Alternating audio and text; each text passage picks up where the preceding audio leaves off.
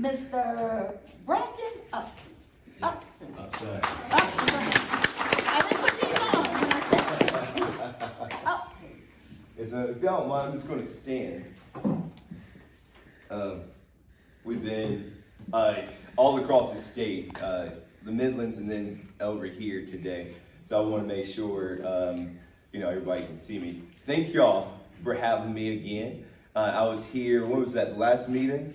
I was here. Melina was with me.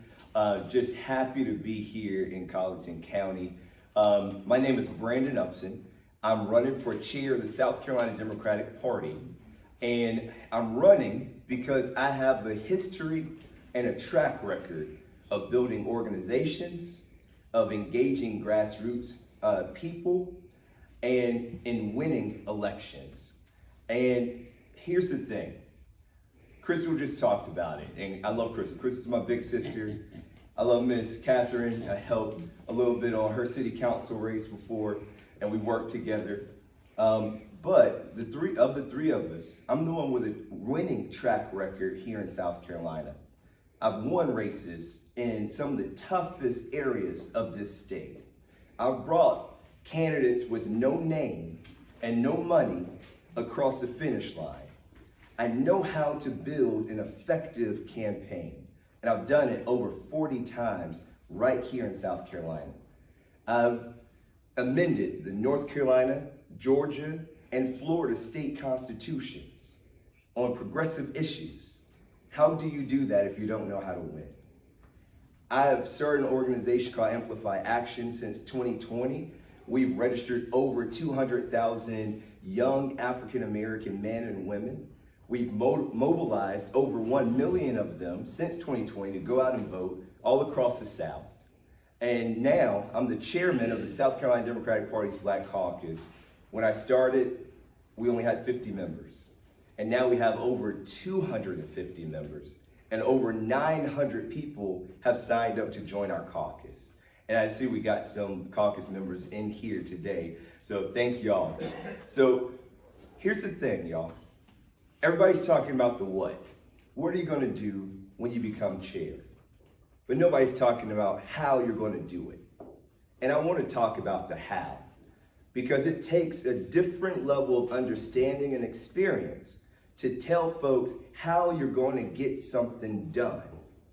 I remember my teacher saying, if you can't make it so a third grader can understand it, you don't understand it yourself. So I've been doing this for 13 years. When I was in college, I'm a numbers guy. I'm a numbers geek, actually. I thought I was going to go into finance and asset protection and then one day get on a hedge fund somewhere. But instead, I got into politics because after 11 years in the United States Army and Army National Guard, I gave up my uniform but kept my boots because I kept the boots on the ground for our community. But here's what we're going to do. We have to stabilize our party financially if we're going to get anything else done. And how do we do that? Because money just don't fall out of the sky. So far, we're relying on one man for too much money. We're relying on Congressman Clyburn to give us over $350,000 into this party to keep the lights on and to make calls to get anything else when we need it. We're not sustainable on our own, and that is unsustainable. So here's the thing. I want to do 3 things to get us sustainable. 1, partner with labor unions again. Unions are the salvation of the South Carolina Democratic Party. You can't go anywhere in this country and find Democrats winning without the support of laborers. I've had conversations with national or regional presidents of the labor unions, and they are ready for a long-term commitment in our state. And I'm talking about 10-year commitment financially. 6 of them giving us $100,000 a year covers our operating expenses. Next, we need to start having events across this state so that we can raise money, bring new people in, excite people about the party, and then let folks know that they are not the only Democrat in their community. It makes sense, right? And then the last thing is get our low dollar donors like Bernie had that give an average of $37 a pop to our party back engaged. And how do we do that? We get back to digital. We get back to reaching them where they are, on their phones, on Facebook, on Google Ads. We reach out to them on the phone with call time and by the mail. I see you getting ready to get up. And those three things will help us sustain our party financially. If we don't do it now, we won't have another chance to do it before the Republicans have complete and utter domination across this state. So I'm here to ask you for your support because we have two choices. We can take the road for change, or we can take the road for more of the same. And I'm asking you to join us to change the direction of this party together. Thank you so much. Thank you.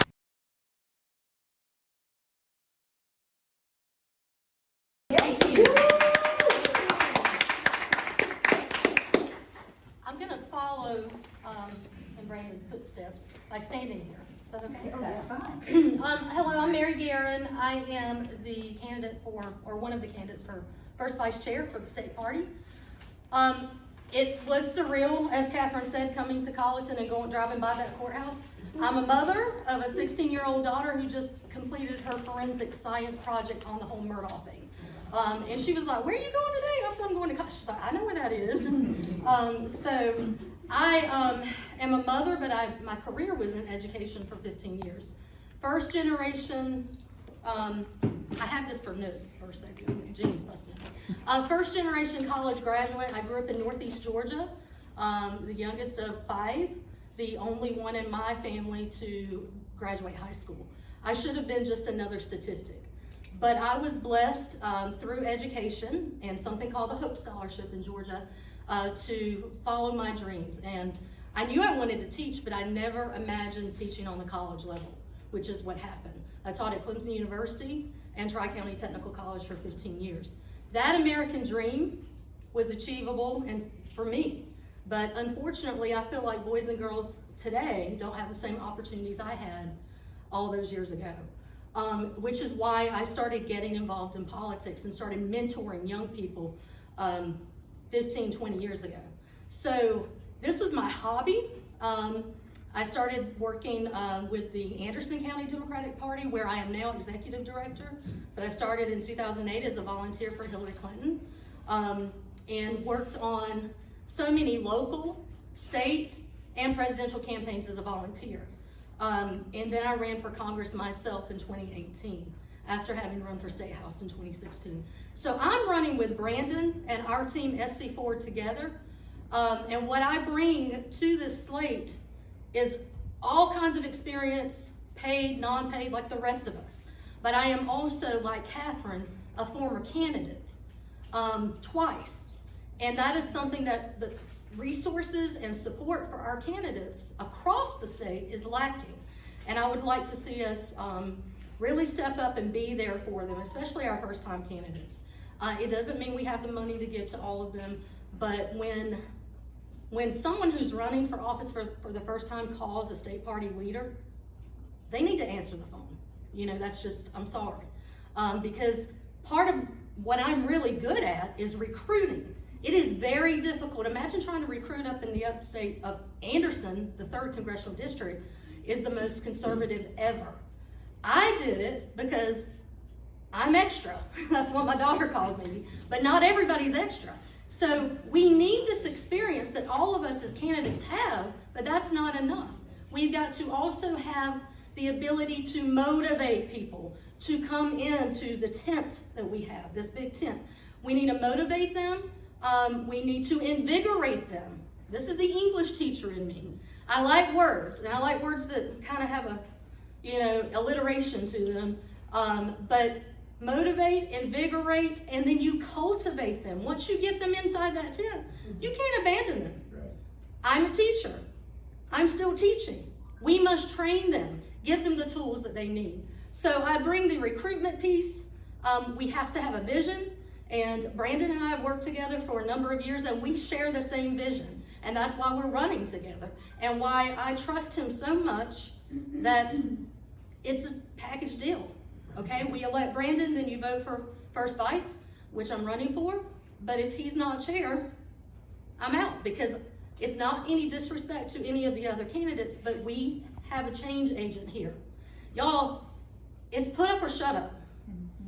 We have to make significant change to win anything at this point. He used a cliche I'd never heard of when we were canvassing in Myrtle Beach, but it works.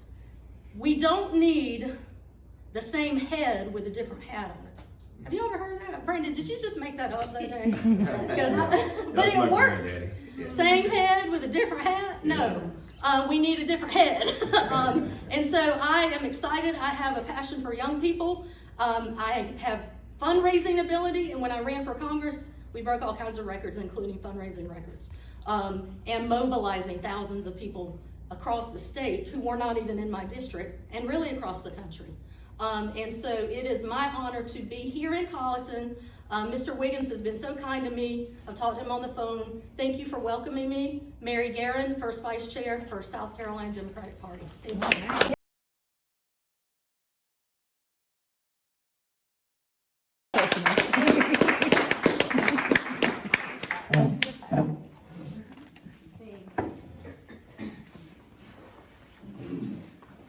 Hey everyone, my name is Melina Rodelo. I'm running for second vice chair. One thing about me, I am a parent. I am an Army mom. I've been married for over 25 years, and I've been a resident of South Carolina for a long time. I think it's like we moved here probably around 2000, 2001.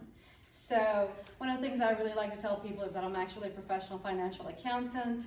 I've got a lot of experience with different levels of accounting firms. I've worked with companies locally, nationally, and internationally. I hope to be able to bring all of my knowledge and use it for the SCDP. One thing about me also is that once I was working towards getting my degree, I was raising my children, like I said. I was also in the process of helping other women open their sustainable businesses in our communities. So I've always been very, very involved. I've always been very proud to be a Democrat. I have never held office, but I have done the work. So, and it just looks differently, you know, just some people just work differently, and that's one of the things that I was doing, just independently helping families. Hopefully, you know, you guys know a little bit about the caucuses. Right now we have 15 of them, and we have 4 partner organizations. They are the Young Dems, the College Dems, the High School Dems, and the Democratic Women, so yay. I currently am the treasurer for the Hispanic Caucus, and my guy there is, she's the chair, right? The chair, yes. So we hope to be able to just bring up the Hispanic and Latino community. You know, it's very, very important for us to unite more votes. I think that my financial accounting degree is actually going to be able to help the SCDP, especially with negotiating and reducing our current party's debt, which is about $150,000 right now. I look forward to working with the caucuses and making sure that they are the strongest pipeline for growing our party and just advancing issues there. I also look forward to working with Brandon and making sure that we continue to stay transparent and work together just to make sure that we no longer get in those financial troubles. Let's see, what else can I tell you guys about me? As you can see, I am Hispanic. I am the daughter of immigrant parents.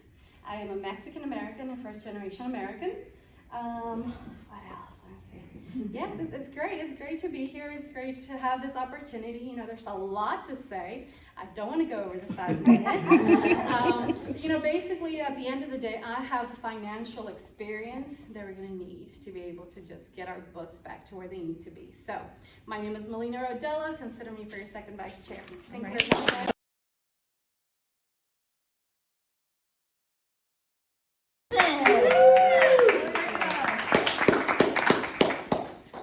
Hello everyone, nice to meet you all, glad to be here. So I'm Erica Sampson, and I'm running for the 3rd vice chair.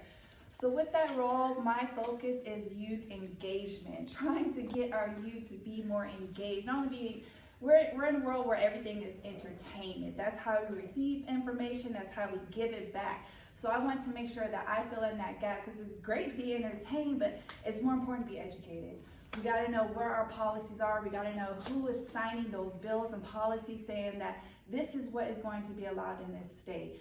And with this position, my role is to engage and get those youth to be at the table, to sit, to ask questions, encourage them to just want to leave their house and be engaged in these conversations. I'm running because I also haven't talked about it a lot, but I'm also running because of the gun violence that affects our community. So far this year, between the ages of 0 to 10, we've had over 300 deaths. So far this year, between the ages of 10 to 17, we have had over 500 deaths. As important as our voting is, it is even more important to have the bodies to go vote. So as someone in this position, I want to help create a less of an idle mind. We got to make sure that there is activities. We got to make sure that there is community events. We got to make sure that there is education happening in our street and in our household. We need conversations on the importance of the why. Why should I leave my house and vote? Why should I be concerned with this policy? And that is my goal as the third vice chair. I plan to do more outreach. I plan to make sure that every county has a third vice.